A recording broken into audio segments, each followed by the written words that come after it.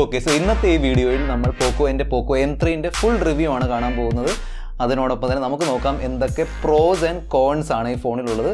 Pros and cons എന്ന് പറയുമ്പോൾ positives and negatives. So നിങ്ങൾ പോക്കോ M3 അതായത് ഈ ഒരു ഫോൺ അല്ലെങ്കിൽ ഈ ഒരു ഫോണിൻ്റെ പ്രൈസ് കാറ്റഗറിയിൽ മറ്റേതെങ്കിലും ഒരു ഫോൺ വാങ്ങാൻ നോക്കുന്നുണ്ടെങ്കിൽ ഫസ്റ്റ് ഈ ഒരു റിവ്യൂ ഫുള്ള് കാണുന്നതായിരിക്കും better option. Okay, so review full കാണുക. നിങ്ങൾ കണ്ടുകൊണ്ടിരിക്കുന്നത് മിസ്റ്റർ പെർഫെക്റ്റ് ടെക് എന്ന യൂട്യൂബ് ചാനലാണ്. ഞാൻ അന്നത്തിന് വീഡിയോ ഇഷ്ടപ്പെടുകയാണെങ്കിൽ വീഡിയോ ലൈക്ക് ചെയ്ത് ചാനൽ സബ്സ്ക്രൈബ് ചെയ്യാൻ മറക്കണ്ട. കൂടുതൽ സമയം വേസ്റ്റ് ചെയ്യാതെ ലെറ്റ്സ് റോൾ. ഈ ഫോണിൻ്റെ റിവ്യൂയിലേക്ക് പോകുന്നതിന് മുമ്പ് നമുക്ക് പെട്ടെന്ന് ഇതിൻ്റെ സ്പെക്സ് ഒന്ന് നോക്കാം. ഓവറോൾ സ്പെക്സ് ഒന്ന് നോക്കാം. സോ 6.5 ഇഞ്ചിൻ്റെ IPS LCD ഡിസ്പ്ലേ ആണ്. Qualcomm Snapdragon 662 ആണ് വരുന്നത്. 664 ആൻഡ് 6128 ആണ് രണ്ട് ഓപ്ഷൻസ്. 48 മെഗാ പിക്സലിൻ്റെ ട്രിപ്പിൾ ക്യാമറ സെറ്റപ്പ്. 6000 mAh ബാറ്ററിയാണ് കൊടുത്തിരിക്കുന്നത്. 18 വാട്ടിൻ്റെ ഫാസ്റ്റ് ചാർജർ കിട്ടുന്നുണ്ട്.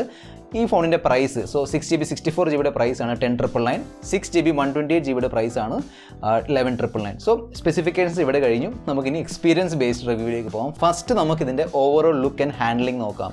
സോ ഹാൻഡ്ലിംഗ് നോക്കുകയാണെങ്കിൽ ഞാൻ ശരിക്കും പറഞ്ഞാൽ ഇംപ്രസ്ഡ് ആണ്.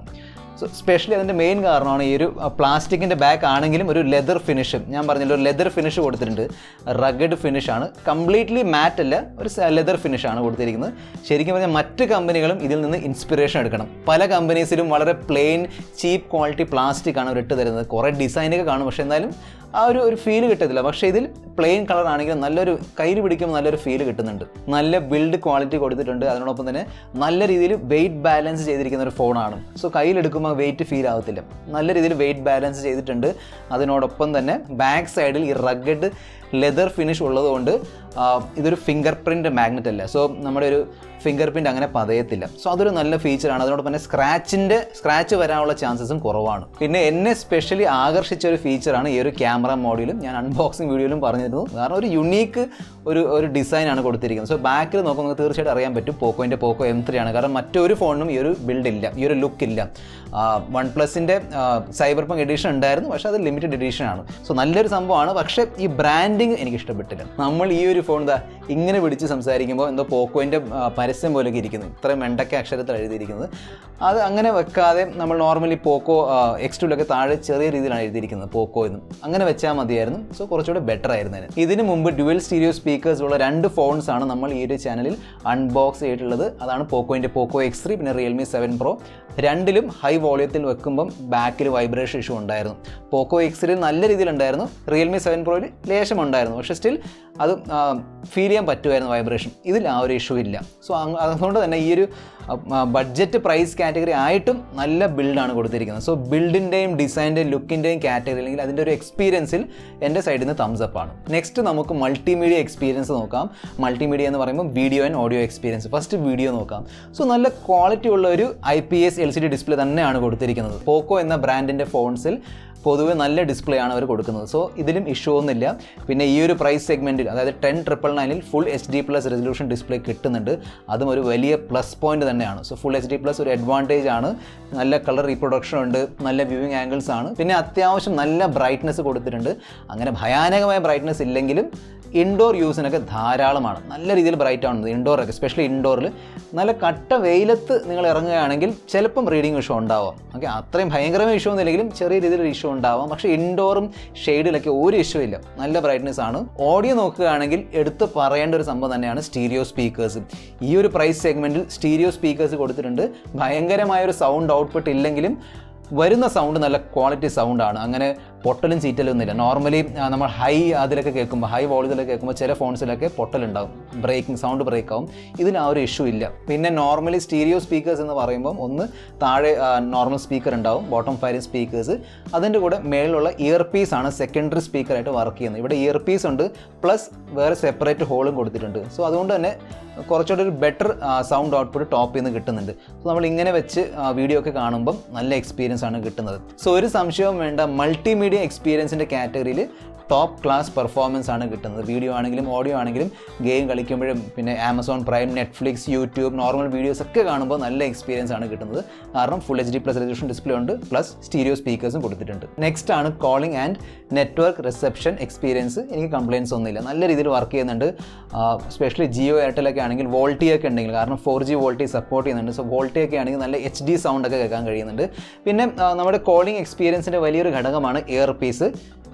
നല്ല ടോപ്പ് ക്ലാസ് ഇയർ പീസാണ് പിടിപ്പിച്ച് വെച്ചിരിക്കുന്നത്. സോ നോർമലി ഈ സെഗ്മെൻറ്റിൽ ചെറിയ രീതിയിൽ നമുക്കൊരു അറിയാൻ പറ്റും ബഡ്ജറ്റ് കാറ്റഗറി ഫോണാണ്. സോ അതുകൊണ്ട് തന്നെ ഇയർ പീസ് അത്രയും ലൗഡ് അല്ലായിരിക്കും, അല്ലെങ്കിൽ അത്രയും ക്ലിയർ സൗണ്ട് അല്ല. പക്ഷേ ഇതിൽ കൊടുത്തിരിക്കുന്ന ഇയർ പീസ് ടോപ്പ് ക്ലാസ് എക്സ്പീരിയൻസ് ആണ് തരുന്നത്. സോ അത് എടുത്ത് പറയാതിരിക്കാൻ വയ്യ. പിന്നെ വോയിസ് ഓവർ വൈഫൈൻ്റെ സപ്പോർട്ടുണ്ട്.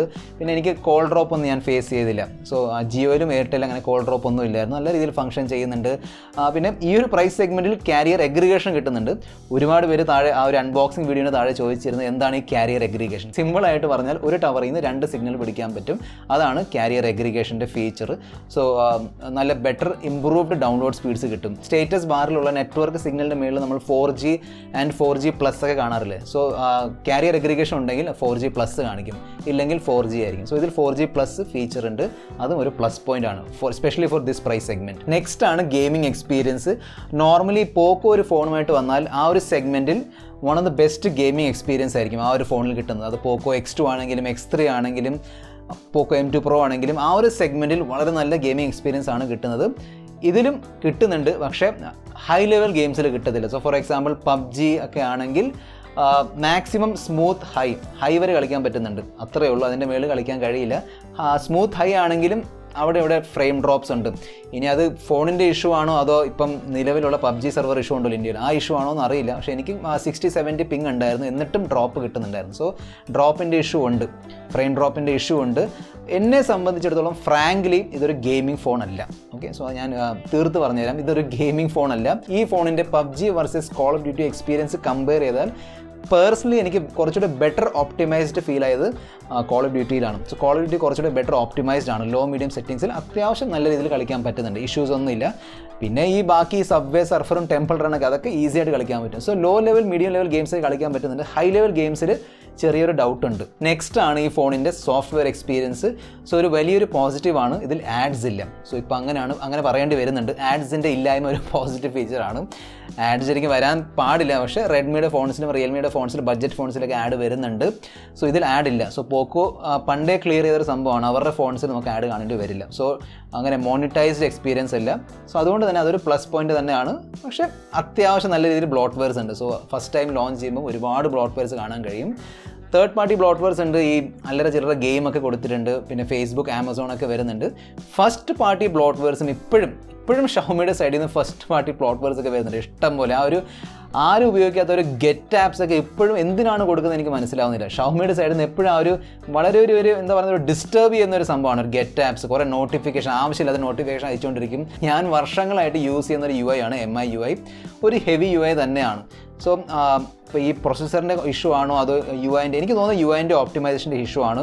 ഈ ആനിമേഷൻസ് ഒക്കെ ചിലപ്പോഴൊക്കെ സ്ലോ ആയിരിക്കും. നമ്മൾ ഈ സ്ക്രോളൊക്കെ ചെയ്യുമ്പോൾ അല്ലെങ്കിൽ വിൻഡോ ഓപ്പൺ ക്ലോസ് ഒക്കെ ചെയ്യുമ്പോൾ, വിൻഡോ അങ്ങോട്ടും ഇങ്ങോട്ടൊക്കെ ഷിഫ്റ്റ് ചെയ്യുമ്പം ഇവിടെ ചെറിയ രീതിയിൽ ഒരു 5% 10% ചിലപ്പോഴൊക്കെ വരാറുണ്ട്, സ്റ്റക്ക് വരാം. എപ്പോഴും ഇല്ല, 5%. സ്നാപ്ഡ്രാഗൺ 662 അത്യാവശ്യം ഡീസൻറ്റ് ബഡ്ജറ്റ് ചിപ്സെറ്റാണ്. ഈ സെയിം ചിപ്സെറ്റ് നോക്കിയ അല്ലെങ്കിൽ മോട്ടറോള ആയിരുന്നെങ്കിൽ കുറച്ചുകൂടെ ബെറ്റർ എക്സ്പീരിയൻസ് കിട്ടിയാണ്. കാരണം അതിൽ close to stock and experience ആണ്. ഇതിൽ MIUI ആയതുകൊണ്ട് ആ ഒരു ഒപ്റ്റിമൈസേഷൻ്റെ കുറവുണ്ട്, ഇനിയും ഒപ്റ്റിമൈസ് ചെയ്യേണ്ടി വരും കുറച്ചുകൂടെ ഒരു ബെറ്റർ അല്ലെങ്കിൽ നല്ലൊരു 100% സ്മൂത്ത് എക്സ്പീരിയൻസ് കിട്ടണമെങ്കിൽ. സോ നിങ്ങൾക്ക് ബ്ലോട്ട്വെയർസ് മാറ്റാൻ താല്പര്യമുണ്ടെങ്കിൽ ഞാനൊരു ഡെഡിക്കേറ്റഡ് വീഡിയോ ഓൾറെഡി അപ്ലോഡ് ചെയ്തിട്ടുണ്ട്. എങ്ങനെയാണ് ഷവോമി ഫോൺസിൻ്റെ ബ്ലോട്ട്വെയർസ് മാറ്റേണ്ടത്, അതിനെക്കുറിച്ച് ഡെഡിക്കേറ്റഡ് വീഡിയോ ഞാൻ ചെയ്തിട്ടുണ്ട്, ഇവിടെ ലിങ്ക് ഇട്ട് തരാം. ഷവോമി ആണെങ്കിലും പോക്കോ ആണെങ്കിലും ഇവരുടെ കഴിഞ്ഞ ഒരു വർഷത്തെ ട്രാക്ക് റെക്കോർഡ്, സോഫ്റ്റ്വെയർ അപ്ഡേറ്റിൻ്റെ ട്രാക്ക് റെക്കോർഡ് നോക്കിയാൽ മോശമാണ്.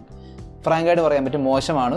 പോക്കോ X2 എസ്പെഷ്യലി പോക്കോ X2 എന്ന ഫോൺ വളരെ നല്ലൊരു ഫോൺ തന്നെയായിരുന്നു. പക്ഷേ ഇപ്പം അപ്ഡേറ്റ് ചെയ്ത് അതൊരുമാതിരി ഒരു ലെവലാക്കി വെച്ചിരിക്കുകയാണ്. ഒരുപാട് ഇഷ്യൂസ് ഉണ്ട്, ഒരുപാട് ബഗ്സ് ഉണ്ട്.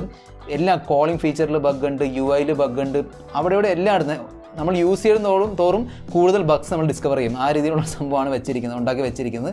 സോ അതുകൊണ്ട് തന്നെ ഇതിലും ഇനി അപ്ഡേറ്റ് വന്നിട്ട് ഇനിയും മോശമാവോ എന്നറിയില്ല. പോക്കോ M3 നിങ്ങളുടെ ഫസ്റ്റ് ഫോണാണ്, അല്ലെങ്കിൽ നിങ്ങൾ കുറച്ചുകൂടെ ഒരു ലോ എൻഡ് ഡിവൈസിൽ നിന്ന് പോക്കോ M3യിലേക്ക് അപ്ഗ്രേഡ് ആണ് ചെയ്തതെങ്കിൽ നിങ്ങൾ അറിയില്ല, ആ ഒരു സ്റ്റക്കും ലാഗ് നിങ്ങൾ നോട്ടീസ് ചെയ്യില്ല. നെക്സ്റ്റ് ആണ് photography and videography experience.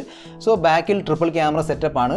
Triple camera എന്ന് പറയുന്നുണ്ടെങ്കിലും സിംഗിൾ ക്യാമറ ആയിട്ട് കരുതിയാൽ മതി. കാരണം 48 മെഗാ പിക്സലിൻ്റെയാണ് പ്രൈമറി ക്യാമറ, ബാക്കി 2+2 ആണ്.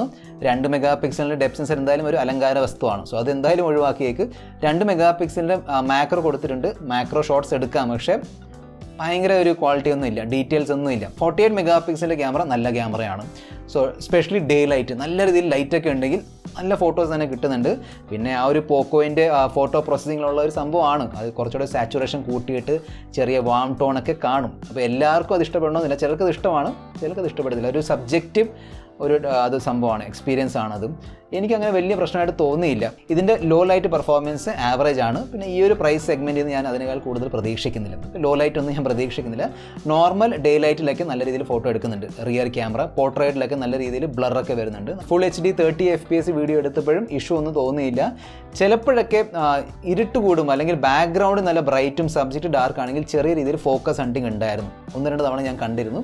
ഫ്രണ്ട് ക്യാമറ എക്സ്പീരിയൻസ് വേറെ ഒരു കഥ തന്നെയാണ്. അത് ഡിഫറെൻറ്റ് സ്റ്റോറിയാണ്.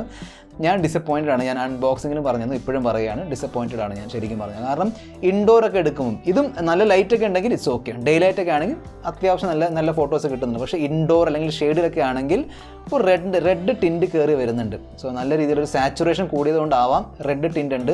എനിക്കറിയാം 8 മെഗാ പിക്സലിൻ്റെ ആണ് സെൽഫി ക്യാമറ. സോ ഞാൻ കൂടുതൽ ഡീറ്റെയിൽസ് പ്രതീക്ഷിക്കുന്നില്ല. പക്ഷേ അറ്റ്ലീസ്റ്റ് കളർ ആക്യുറസി വേണം. സോ അത് പ്രോസസ്സിങ്ങിലാണല്ലോ വരുന്നത്, കളർ ആക്യുറസി. സോ ഡീറ്റെയിൽസ് ഇല്ലെങ്കിലും കളർ ആക്യുറസി ഉണ്ടെങ്കിൽ നല്ല ഫോട്ടോസ് കിട്ടും. So overall photography and videography experience നോക്കിയാൽ റിയർ ക്യാമറ ഈസ് ഓക്കെ, അങ്ങനെ വലിയ ഇഷ്യൂസ് ഒന്നുമില്ല. പക്ഷേ ഫ്രണ്ട് ക്യാമറയിൽ നല്ല രീതിയിൽ ഇമ്പ്രൂവ്മെൻറ്റ് വേണം. കളറൊക്കെ ഓപ്റ്റിമൈസ് ചെയ്യേണ്ടിയിരിക്കുന്നു പോക്കോ. പിന്നെ ബാറ്ററി പെർഫോമൻസും ബാറ്ററി ലൈഫ് ഡിപ്പാർട്ട്മെൻറ്റിൽ ഇഷ്യൂ ഒന്നുമില്ല. 6000 mAh ബാറ്ററി ഉണ്ട്. അത്യാവശ്യം നല്ല ബാറ്ററി ബാക്കപ്പ് കിട്ടും. നോർമൽ യൂസൊക്കെ ആണെങ്കിൽ 1.5 ദിവസം വരെ പോകും. 1.5-2 വരെ നമുക്ക് വലിക്കാൻ പറ്റും നോർമൽ യൂസ് ആണെങ്കിൽ. ഗെയിമിംഗ് ഒക്കെ ആണെങ്കിൽ 1 ഡേ എന്തായാലും കിട്ടും. സോ ബാറ്ററി പെർഫോമൻസിൻ്റെ പോയിന്റ് ഓഫ് വ്യൂ പേടിക്കേണ്ട ആവശ്യമില്ല. പിന്നെ ബഡ്ജറ്റ് പ്രൈസ് കാറ്റഗറി ആണെങ്കിലും ബോക്സിൽ 18 വാട്ടിൻ്റെ ഫാസ്റ്റ് ചാർജിന് കൊടുത്തിട്ടുണ്ട്. So battery performance and charging ഡിപ്പാർട്ട്മെൻറ്റിൽ എനിക്ക് അങ്ങനെ ഇഷ്യൂ ഒന്നുമില്ല. It's good. So finally Poco M3നെ കുറിച്ചുള്ള എൻ്റെ ഫൈനൽ ഒപ്പീനിയൻ, ഞാൻ ഈ ഫോൺ റെക്കമെൻഡ് ചെയ്യുമോ? തീർച്ചയായിട്ടും റെക്കമെൻഡ് ചെയ്യും. അങ്ങനെ ഇഷ്യൂ ഒന്നുമില്ല. ഇതിൻ്റെ സ്പെക് ഷീറ്റ്സ് ഒക്കെ നോക്കുകയാണെങ്കിൽ അൺബീറ്റബിൾ ആണ്. ഈ പ്രൈസിൽ 10,999 എന്ന പ്രൈസിൽ അൺബീറ്റബിൾ ഫോണാണ്. എസ്പെഷ്യലി സ്പെക് ഷീറ്റ് എടുത്ത് നോക്കുകയാണെങ്കിൽ, അതായത് സ്പെസിഫിക്കേഷൻ എടുത്ത് നോക്കിയാൽ full HD+ resolution display, 18 watt fast charging, 6000 mAh battery, പിന്നെ അതോടൊപ്പം തന്നെ 48 mega pixel triple camera setup ആണ്. പിന്നെ specially stereo speakers. So audio department, multimedia ഡിപ്പാർട്ട്മെൻറ്റിൽ ഒരു ഇഷ്യൂ ഇല്ല. നല്ല രീതിയിൽ പെർഫോം ചെയ്യുന്ന ഫോണാണ്. ഞാൻ പറഞ്ഞില്ല, അവിടെ ഇവിടെ ചെറിയ രീതിയിൽ ഒപ്റ്റിമൈസേഷൻ്റെ ഇഷ്യൂ ഉണ്ട്. ആ ഇഷ്യൂവും കൂടെ ലെവൽ ചെയ്താൽ വളരെ നല്ല പെർഫോമൻസ് ആണ് ഇതിൽ കിട്ടാൻ പോകുന്നത്. ശരിക്കും പറഞ്ഞാൽ ബഡ്ജറ്റ് കിങ് ആയിരിക്കും ഈ ഒരു ഫോൺ.